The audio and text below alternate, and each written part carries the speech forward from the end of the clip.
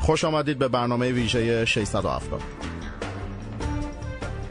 هفته گذشته هفته بود که برای کاخ سفید و دولت ایالات متحده امریکا هفته تاریخی محسوب میشد. دو رویداد مهم و دو مصوبه بزرگی که بر تقدیر برای دموکرات‌ها و طرفداران این قوانین هفته بسیار مثبتی ارزیابی شد و یکی از مهمترین این مصوبه‌ها در کنار تایید مسئله بیمه سلامتی آقای اوباما، مسئله تایید همجنسگرایان بود که سرانجام این مسئله تایید شد، اگرچه که قضات با تقریبا آرای 5-4 این مسئله رو تصویب کردن و خیلی لب مرز این مورد تصویب شد، ولی بر تقدیر میشه گفتش که اتفاق فوق‌العاده تاریخی در سیاست امریکا روی داد که به حال حتی جهان رو هم میشه گفت تا حدودی متأثر از خودش کرد و عکس‌العمل‌های مختلفی که به بار اومد در این زمینه.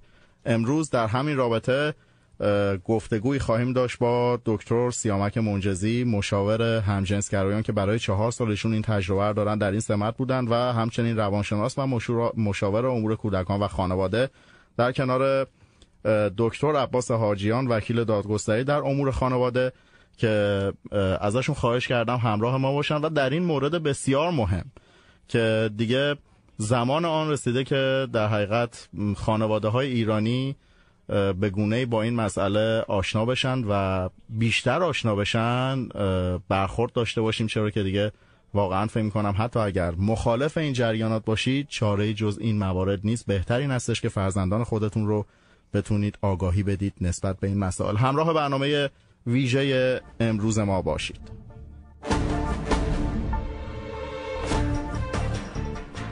خب اجازه بفرمایید خیر مقدمی عرض کنم خدمت میهمانان گرامی برنامه امروز. آقای دکتر سیامک منجزی، خیلی خوش آمدید. سلام عرض میکنم خدمت شنوندگان عزیز. خیلی خوشحالم که میتونم در خدمت این شنوندگان و همچنین در کنار شما و آقای دکتر حاجیان باشم. با افتخار. جناب دکتر حاجیان در خدمتتون هستیم. سلام به خانم ها و آقایان محترم. لطف کردید که دعوت من و رادیو رو پذیرفتید در این امر بسیار مهم و حیاتی که دیگه فکر میکنم زمان آن رسیده که بتونن خانواده‌های ایرانی به گونه‌ای باز با این مسئله برخورد کنن. پیشتر اعلام کنم خدمتتون که امروز میتونید تماس بگیرید و سوالات خودتون رو بپرسید. یک تفاوتی وجود داره با برنامه‌های دیگه. محبت میکنید اسمتون رو و سوالتون رو به همکاران من در بخشی که تلفن‌ها رو دارن پاسخ میدن میفرمایید. اونها اسم و سوال شما رو به ما میگن و از متخصصین برنامه این سوالات پرسیده میشه. اجازه بفرمایید شروع کنیم مطلب رو با دکتر عباس حاجیان در مورد چگونگی تصویب این قانون و به صورت کلی ما آشنا بشیم با اینکه این پروسه اصلا چقدر طول کشید تا یک همچین قانونی تصویب بشه و ماحصل تصویب این قانون چگونه است. بفرمایید آقای دکتر.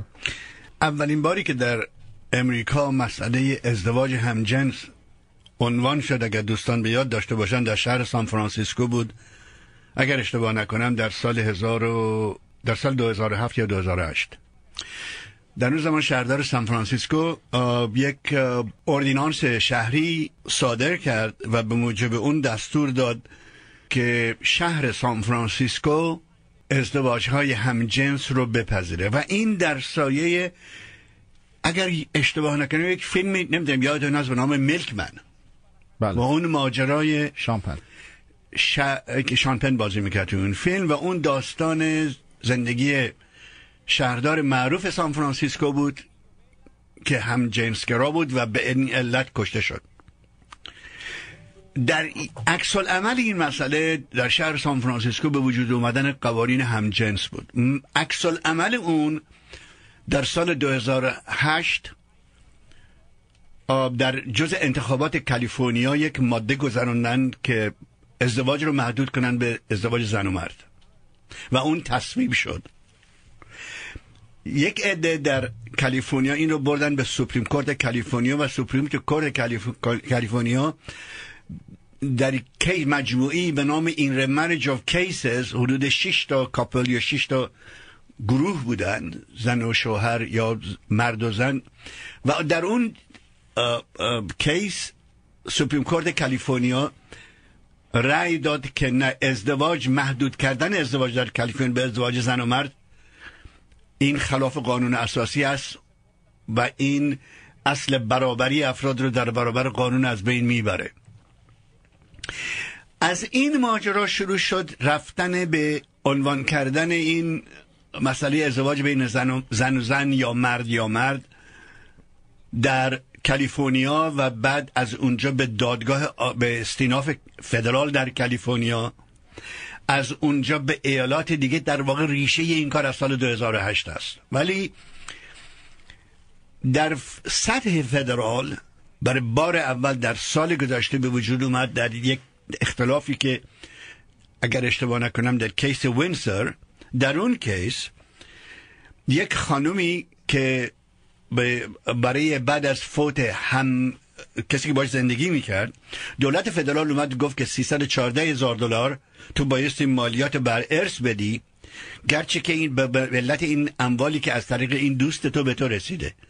و این خانم به دولت فدرال شکایت کرد از دادگاه فدرال که آیارس علیه من داره تبعیض به کار میبره. اگر من زن شوهر بودیم و شوهر من فوت کرده بود، من نبایستی این مالیات رو میدادم، چون که از زن به مرد یا از مرد به زن به عنوان زن شوهر میرسید. ولی الان به علت این که من و این خانم در کانادا با دوستش ازدواج کرده بود، ولی کالیفرنیا در امریکا به رسمیت نشناخت.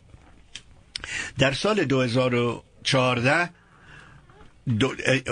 دادگاه عالی فدرال امریکا این در واقع قانون ازدواج رو که به نام دوما دفاع از مریج اکت، اون رو ممنوع کرد و امسال دادگاه 5 زوج از 4 ایالت امریکا دعوای جدیدی رو مطرح کردن و دولت فدرال، دادگاه فدرال امریکا، دادگاه عالی فدرال در جون امسال به این مسئله رسیدگی کرد. همونجوری که فرمودید، رأی دادگاه فدرال عالی فدرال امریکا 9 تا عضو داره. بله. که این 9 تا عضو برای عمر از طریق رؤسای جمهور انتخاب میشن و بایستی سنا اینو تصویب کنه. اگر نگاه کنید در این 9 عضوی که رأی دادن، 4 تاشون رو 2 تا رئیس جمهور دموکرات انتخاب کردن، 4 تاشون رو 2 تا رئیس جمهور ریپابلیکن انتخاب کردن و مهم نفر 5 هست آقای آنتونی کندی رو آقای رونالد ریگان انتخاب کرده که رئیس جمهور که ریپابلیکن هست. ولی آقای کندی ظرف 20 سال گذشته نقشی رو که بازی کرده در دادگاه عالی فدرال امریکا، یک نقش بلنسین بازی کرده بین کسانی که میخوان آینده‌گرا هستن، دارن به تحولات جامعه در آینده نگاه میکنن، با کسایی که میخوان ارزش‌های قدیمی رو حفظ کنن.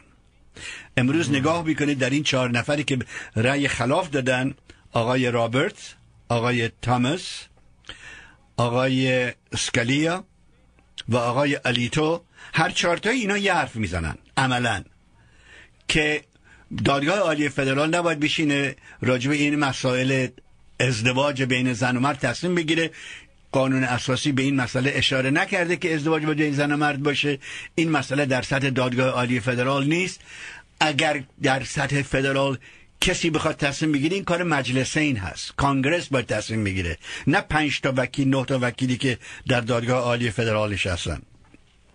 این 4 تایی که رأی دادن حرفشون این هست که در اصل متمم 14 قانون اساسی امریکا میگه مردمی، سیتیزن های امریکا در برابر قانون مساوی هستند و به هیچ قانونی نبایستی وجود داشته باشه که بین افراد امریکایی، هم از زن یا مرد، در مورد کاری که میخوان بکنن تفاوت بذاره. بنابراین چون محدود کردن ازدواج به زن و مرد در واقع بین تفاوت گذاشتن بین زن و مرد هست، بنابراین این یک خلاف دو پروسس و آزادی و که بایستی افراد داشت برخوردارن.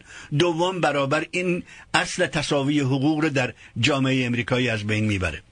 و آقای کندی که نماینده گروه دموکرات هست در این حال، اومده این نقش متوسط رو بازی کرده و اونیست که این رأی رو نوشته و اون میگه در جامعه امریکایی نبایستی قانون اساسی از تفاوت گذاشتن بین مردم، بین زن و مرد یا بین افراد از رشته‌های مختلف از باعث تفاوت بذاره. حالا این به خاطر مسائل جنسی باشه یا مسائل غیر جنسی باشه یا مسائل رنگ پوست باشه یا مسائل نژادی.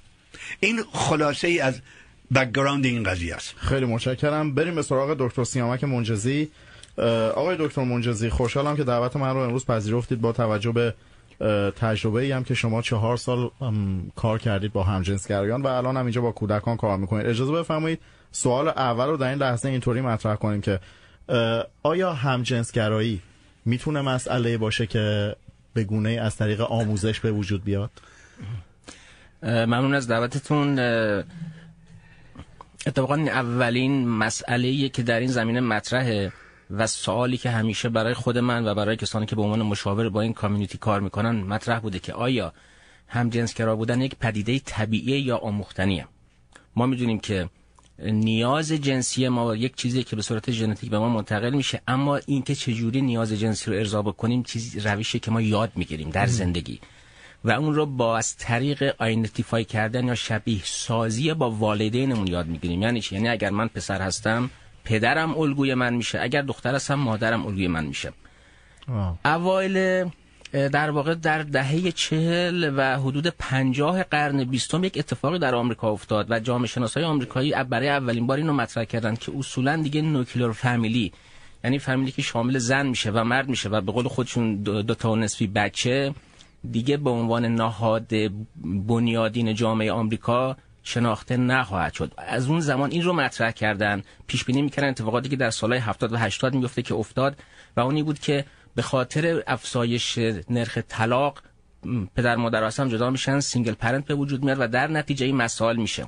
اما در اون زمان به هیچ وجه مسئله در این ایده جامعه شناسای آمریکایی مسئله ازدواج گی و لزبیان هنوز مطرح نبود، ولی این هم شامل اون بحث میشه که با قانونی شدن در سطح فدرال مسئله ازدواج گی ها و لزبیان ها به دست گرفتن و داشتن اختیارات قانونی مثل دیگران و مسئله اداپت کردن بچه، تا چه حد این مسئله به طور مثبت یا منفی میتونه روی نهاد بنیادین جامعه که خانواده هست تاثیر بذاره. جواب سوال شما اینه، هم طبیعیه هم آموختنی. تجربه من که 4 سال من در زمانی که تگزاس زندگی میکردم با کامیونیتی گی و لزبیان کار مشاوره انجام میدادم، به طور فردی متوجه مسئله شدم که ببینید در یک جای یک اتفاقی میفته زمانی که شما تینیجر میشید، نوجوان میشید. چون من تجربه کار مشاوره با نوجوانهای به اصطلاح که گرایش گی یا لزبیان بودن داشتن خیلی انجام میدادم، خیلی وقتا به من یه نکته رو میگفتن من تجربه داشتم، مثلا من دخترم با یه دختر دیگه به قول معروف تجربه داشتیم، یه مقداری ارتباط جنسی داشتیم و من خوشم اومد، پس در نتیجه من گی هستم. این اتفاق به این صورت میافتاد که بعضی ها به من میگفتن که میدونی من هم با دختر بودم هم با پسر، از هر دوتاش خوشم اومد، پس در نتیجه من بایسکشوال هستم. بنابراین ما وقتی در رابطه با مسائل گرایش جنسی صحبت میکنیم داریم در رابطه 3 چیز صحبت میکنیم: یکی هتروسکسوال بودن، یکی هوموسکسوال بودن و یکی بایسکشوال بودن. موضوع بایسکشوال بودن چیزیه که یک کانتروورسی و پیچیدگی خیلی زیادی این وسط به وجود میاره. من این رو باید اینجا مطرح بکنم که ما وقتی که راجع به مسئله گرایش جنسی صحبت میکنیم لزوما راجع به لذت جنسی و ارضا شدن لزوما فقط راجع به اون مسئله اون قسمت صحبت نمیکنیم. داریم راجع به شرایط روحی، شرایط عاطفی، موقعیت اجتماعی و ارتباط بین 2 نفر صحبت میکنیم، چه میخوان از یک جنس باشن چه میخوان از جنس مخالف باشن. تحقیقات پزشکی نشون میده که کسانی هستند که به طور ژنتیکی گرایشات همجنسگرایانه دارن و حالت افراطیش حتی کسانی هستن که میرن عمل میکنن و خودشون رو تغییر جنسی میدن و مثلا خودشون رو کاملا ترانسجندر میشن، خودشون رو به صورت مرد یا به صورت زن در میارن.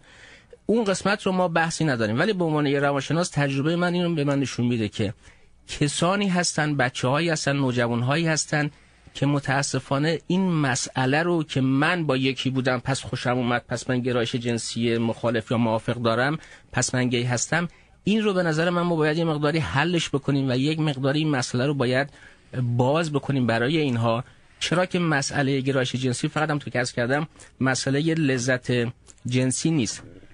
این یه نکته که در واقع ما اینجا با کسانی سر و کار داریم که هم به خاطر شرایط طبیعی خودشون گرایش جنسی موافق دارن، هم به خاطر یادگیری هاشون و تجربیاتی که دارن.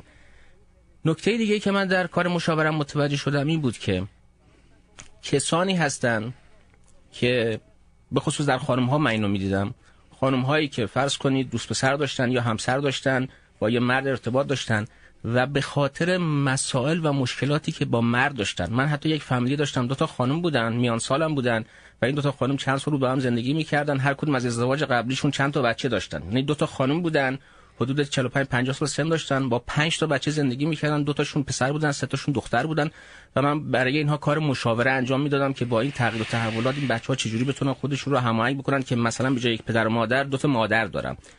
من متوجه میشدم که در بچه‌ها، حالا این فکر کنم این بحثو بعد بعدا مطرح بکنیم، مسائلی رو به وجود می آورد که البته تحقیقات الان انجام میشه که نتایج متفاوتی داره، ولی پوینتی که الان میخوام خیلی خلاصه اون کنم اینه که تجربیات منفی که افراد با جنس مخالف داشتن زمینه گرایش‌های همجنس گرایانه‌شون رو در واقع در اینها به وجود می آورد و چیزی بود که خود اونها به من میگفتن که من وقتی با مرد رابطه داشتم جز این که ابیوز بشم، به من ظلم بشه، منو کتک بزنه و در واقع منو تحقیر بکنه، هیچ نتیجه‌ای نداشت. ولی از زمانی که با یک دختر هستم، هم رابطه جنسی خوبی داریم، هم لذت میبریم، هم به هم احترام میذاریم، هم حرف همدیگر رو میفهمیم، بنابراین من ترجیح میدم که با یک زن باشم. این اصلا به این معنی نبود که من اگر با یک مرد باشم لذت جنسی نمیبرم. به خاطر همین از شنوندگان عزیز اینو خواهش دارم، وقتی راجع به مسئله همجنسگرایی صحبت میکنیم اون صرفاً به اون مسئله لذت جنسی نباید تکیه بکنیم، مسئله خیلی وسیع‌تره. بسیار عالی. خب اجازه بفرمایید که سری بزنیم به اتاق خبر و از همکارانم خواهش کردم، خانم بنفشه سوده اینجا هستن، برای ما از حواشی که مسئله تصویب قانون داشته کمی صحبت کنن، اون رو در نظر بگیرن. شنوندگان عزیز ما میتونن با 323 512 72 64 تماس بگیرن، اسمشون رو و سوالشون رو پشت خط با همکاران من مطرح کنن. ما در فرصت مختزی از نیمه دوم برنامه به سراغ بنفشه هم میریم و سوالات رو خواهش میکنیم که بنفشه برای ما عنوان کنه. ضمن اینکه ما از دقایق دیگه وکیل امور مهاجرت خانم دکتر ندا زمان رو هم روی خط خواهیم داشت تا در مورد این مصوبه مهم از دید امور مهاجرت با ایشون هم بتونیم صحبتی داشته باشیم. بنفشه جان میشنویم. سلام و درود بر شما شنوندگان ارجمند رادیو ایران و میهمانان عزیز.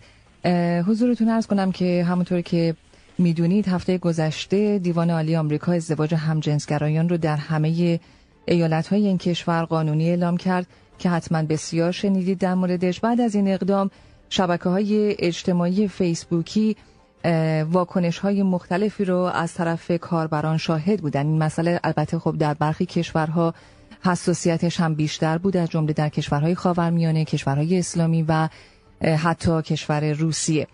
حضورتون عرض کنم که کاربران در کشور روسیه واکنش‌هایی رو که اساساً وجود داشته، همونطور که میدونید یکی از کارهایی که فیسبوک انجام داد این بودش که این امکان رو فراهم کرد تا کاربران بتونن صفحه عکس پروفایل خودشون رو به عکس رنگین کمان ترکیب بکنن. در مقابله با این اقدام در روسیه فیلترهای مختلفی ساخته شد و کاربران تونستن رنگ‌های پرچم کشور خودشون رو هم به عنوان عکس پروفایل روش بندازن و نه فقط پرچم رنگین کمان رو. این اپلیکیشن در کشور روسیه بیش از 4000 بار دانلود شد. یکی از کاربران در این باره گفت این پاسخ ما به جهان رنگین کمانی هاست. همچنین گفته میشه که روسیه قوانین بحث برانگیز رو درباره همجنسگرایی داره، قوانینی که به عنوان مثال ارائه اطلاعات، هر گونه اطلاعاتی درباره همجنسگرایی اساساً به کودکان زیر 18 سال ممنوع هست و نظرسنجی‌های اخیر هم نشون میده که بیش از 80% مردم این کشور با مسئله همجنسگرایی و به خصوص قانونی شدن ازدواج همجنس ها مخالف هستند. با وجود این شرایط بعضی از مردم روسیه هم البته در مخالفت با این موج ضد پرچم رنگین کمان واکنش رو نشون دادن. بعضی ها گفتن که من همجنسگرا نیستم اما هوموفوبیا هم نیستم، یعنی همجنسگرا ستیز هم نیستم. اما در خاورمیانه هم که به عنوان منطقه‌ای که اساساً واکنش زیادی به پرچم رنگین کمان داده شد، یکی از کاربران مصری توییت کرده که این پیامیه که منو آزرده میکنه، یا کاربر دیگه ای از سوریه توییت کرده که لعنت بر شما و ازدواجتان، شما کودکان بیگناه ما رو منحرف کردین، ما قبلا رنگین کمان رو خیلی دوست داشتیم. احمد عبدربو استاد علوم سیاسی مصری هم گفته من میدونم که با این حرفم بسیاری از دوستانم رو عصبانی میکنم، اما ازدواج همجنسگراها با جامعه و فرهنگ ما همخوانی نداره. در مصر حدود 2000 توییت به موضوع پرچم رنگین کمان اشاره کردند و بیشتر اونها دید انتقادآمیز داشتن نسبت به این مسئله و برخی از توییت کنندگان هم تا جایی پیش رفتن که با خشونت لفظی این موج رو مورد سرزنش قرار دادن، موجی که در اون کاربران فیسبوک عکس پروفایل خودشون رو رنگین کمانی کردن. اما واکنش‌ها همش هم منفی نبوده. مونا عراقی مجری تلویزیون مصر گفته که من از حق افراد برای زندگی و عشق به صورت آزادانه و بدون هر گونه فشاری استقبال میکنم. در گزارش دیگه اومده ازدواج همجنسگرایان در خود آمریکا هم به هیچ عنوان محبوبیت جهانی نداره و بررسی های مرکز تحقیقاتی پیو نشون میده که حدود 2/5 آمریکایی ها مخالف هستند. یکی از کاربران آمریکایی رو بشنوید، گفته من 100% مخالف ازدواج همجنسگرایان هستم. من دوستان همجنسگرا دارم، اونها انسانهای عالی هستن، اما آمریکا نمیتونه چنین تصمیم بگیره، بلکه ایالت‌های مختلف باید خودشون این تصمیم رو بگیرن. اگر فرصتی هست من ادامه بدم. حتما در فرصت‌های بعدی در خدمتتون هستیم. بنفشه جان، سوالات رو هم از شنوندگان لطفاً آماده کنید که به زمانش میایم و این چند تا از شنوندگان تماس گرفتن و سوالاتی رو داشتن حتما به موقع خواهم. متشکرم بنفشه. اما در همین راستا آقای دکتر حاجیان بفرمایید که ببینید ما در امریکا به عنوان یک کشور آزاد متمدن سابقه این که احیانا بخواد بدرفتاری با رابطه بین همجنسگراها داشته باشه ندیدیم. همجنسگراها این آزادی رو داشتن که با هم باشن، ارتباط داشته باشن، زیر یک سقف زندگی کنن و رژه های بسیار بزرگی رو هم ترتیب بدن که افراد معمولی ترتیب نمیدن و حتی به هر حال به دنبال حق و حقوقی باشن که باز اکثریت جامعه حتی به دنبال اون حقوق نیستن. سوال من از شما این هست که چه الزامی وجود داشت که حتما به عنوان ازدواج رسمی این مسئله ثبت بشه، در حالی که این روزا حتی ما میبینیم یک دختر و پسر که با هم صحبت میکنن صحبت از این میکنن که ازدواج رسمی صرفا یک کاغذ هست. حضورتون عرض کنم امریکا را اگر شما نگاه کنید میشه به 2 قطب مختلف تقسیم کرد.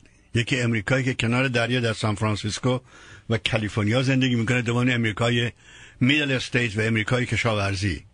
امریکای بین 2 کوههای امریکا، کوههای اپالاچیان در شرق و کوههای کلرادو در غرب، یک جامعه بسته کشاورزی است. یه جامعه است که بیشترش ریپابلیکن است، غالبا مذهبی هستن، حالا یا به پروتستان یا کاتولیک یا فرم دیگه‌ای که وجود داره. بله. این در جامعه است که خیلی با آزادی‌های فردی در حدی که ما در قرن 21 زندگی میکنیم توافق نداره. با زندگی کردن در کنار جامعه سیاه‌پوست رو قبول نداره. زندگی کردن در جامعه مهاجر رو قبول نداره. این جامعه است که احتمالاً اگر 4-5 سال پیش درش توجه کرده باشید، شنیده باشید، قطعا در این رادیو پخش شد، یه پسر 14-15 ساله رو در یکی از ایالات، مطمئن نیستم که کجا، نورت داکوتا یا جا بودش، که کشتن و خودشو کشت به دلیل اینکه توی مدرسه در 15-16 ساله توی های اسکول بچه‌ها میدونستن که این شخص هوموسکسوال هست و بعد این به علت اذیت و آزاری که در مدرسه بچهای دیگه براش به وجود آوردن خودش رو از بین برد. به نظرم به صورت یک فیلم بیرون اومد و این در برابر جامعه غربی است که ما داریم در سان فرانسیسکو زندگی میکنیم. گی و لزبیان پراید رو بهش صحبت میکنیم، یا در نیویورک یا در سان فرانسیسکو. در همین لس آنجلس و در همین لس آنجلس.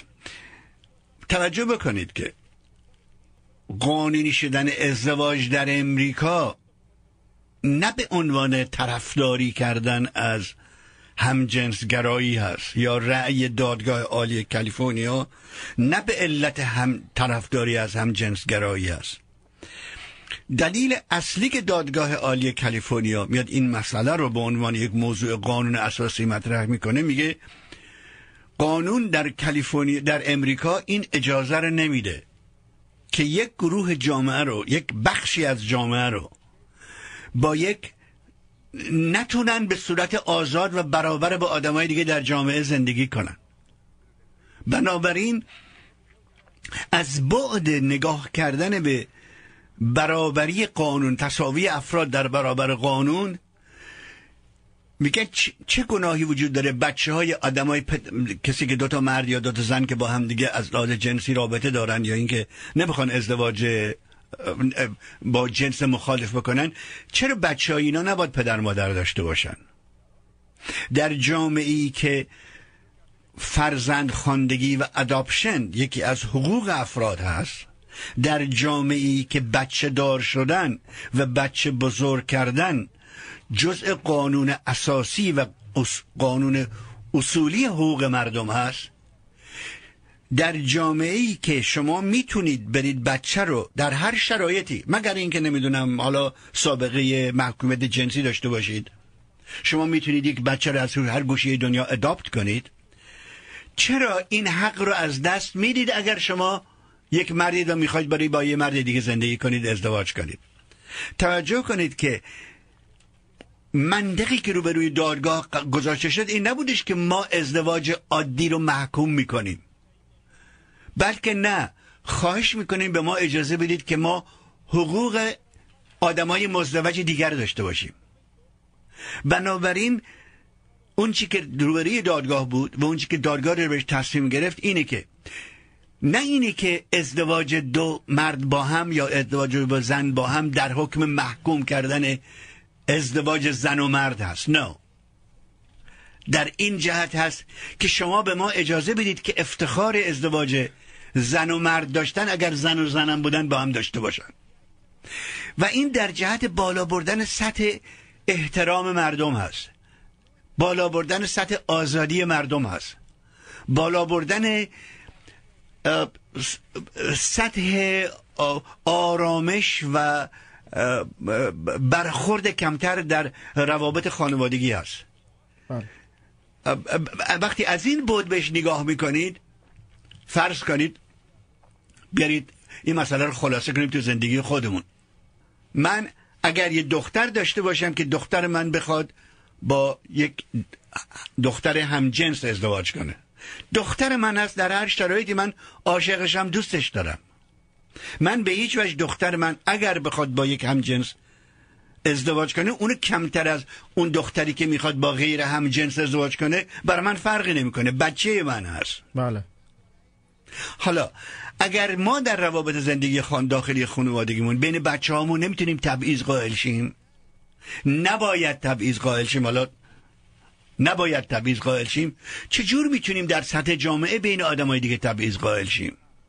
چجور میتونیم به بچه هامون بگیم آره اشکالی نداره که تو اگر عموی تو با یک آقای دیگه دوسته و اشکالی نداره، اگر خاله تو با یک آدمی دوسته اشکالی نداره، و اگر خاله دوست تو یا عموی دوست تو اگر با یه نفر دوسته این اشکال داره. سپاسگزار هستم، تا لحظات دیگه در خدمتتون خواهیم بود با ادامه برنامه ویژه امروز بعد از شنیدن چند پیام بازرگانی.